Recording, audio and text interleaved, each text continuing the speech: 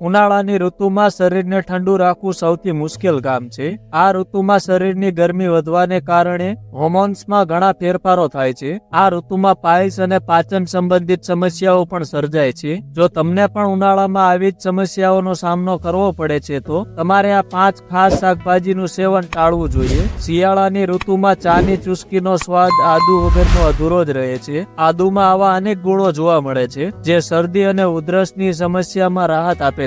પરંતુ જો ઉનાળાની ઋતુમાં આ આદુનું સેવન કરવામાં આવે તો તેનાથી તમારી છાતીમાં બળતરા અને પેટમાં ગેસની એસિડિટીની સમસ્યા થઈ શકે છે। આ સિવાય ઉનાળાની ઋતુમાં આદુનું વધારે પડતું સેવન તમારા પેટને નુકસાન પણ પહોંચાડે છે। આદુના સેવનથી પેટમાં દુખાવો અને ઝાડા જેવી સમસ્યાઓ પણ થઈ શકે છે। તેવી જ રીતે હવે સલાડમાં ખાવામાં આવતા બીટને આયર્નનો સારો સ્ત્રોત માનવામાં આવે છે। પરંતુ જો ઉનાળાની ઋતુમાં બીટનું વધુ પ્રમાણમાં સેવન કરવામાં આવે તો તે તમારા માટે મુશ્કેલીનું કારણ બની શકે છે। બીટમાં ઓક્સાલેટ નામનું તત્વ જોવા મળે છે જે કિડનીમાં પથરી બનાવી શકે છે। આવી સ્થિતિમાં જે લોકો પહેલેથી જ કિડનીની પથરીની સમસ્યાથી પરેશાન છે તેમને બીટનું સેવન બિલકુલ ન કરવું જોઈએ। ઉનાળાની ઋતુમાં બીટનું વધુ પડતું સેવન કરવાથી લીવરની સમસ્યા થઈ શકે છે। બીટ ખાવાથી લીવર પર વધારાનો બોજ પડે છે। આવી સ્થિતિમાં નબળા લીવરવાળા લોકોએ બીટનું સેવન કરવાનું ટાળવું જ જોઈએ। બીજી તરફ પાલક આયર્નનો સારો સ્ત્રોત માનવામાં આવે છે,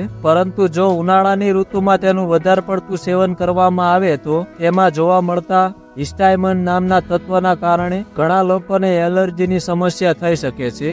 આ સિવાય જે લોકો પથરીની સમસ્યાથી પરેશાન હોય તેમણે પાલક ના ખાવો જોઈએ। લોહી પાતળું કરવાની દવાઓ લેતા હોય તે લોકોને પણ પાલક ખાવાનું ટાળવું જોઈએ, કારણ કે તે તેમના સ્વાસ્થ્ય માટે હાનિકારક હોઈ શકે છે। એમ જ આપણે લસણ વિના શાકભાજીનો સ્વાદ અધૂરો જ રહે છે, પરંતુ ઉનાળામાં અનેક ગુણોથી ભરપૂર લસણનું સેવન નુકસાનકારક સાબિત થઈ શકે છે। જે લોકોને કબજિયાત, એસિડિટી, પેટ ફૂલવું અને ગેસ બનવાને કારણે પેટમાં દુખાવો જેવી સમસ્યાઓ હોય તેમને ઉનાળાની ઋતુમાં લસણનું સેવન ના કરવું જોઈએ। જે લોકો શ્વાસની દુર્ગંધથી પરેશાન છે તેમણે લસણનું સેવન બિલકુલ ન કરવું જોઈએ, કારણ કે લસણ ખાવાથી શ્વાસની દુર્ગંધ વધી શકે છે। લસણ ખાવાથી એલર્જીની સમસ્યાઓ પણ થઈ શકે છે। તમારી ત્વચા પર લાલ નિશાન પડી રહે છે। આશા રાખું છું કે અમારા આ વિડીયોમાં તમને કંઈક તો જાણવા મળ્યું જ છે। જો તમને અમારા આ વિડીયો પસંદ આવ્યો હોય તો તમારા મિત્રો સાથે શેર કરવાનું ભૂલશો નહીં, અને આવા જ વિડીયો જોવા માટે અમારી સાથે જોડાયા રહો।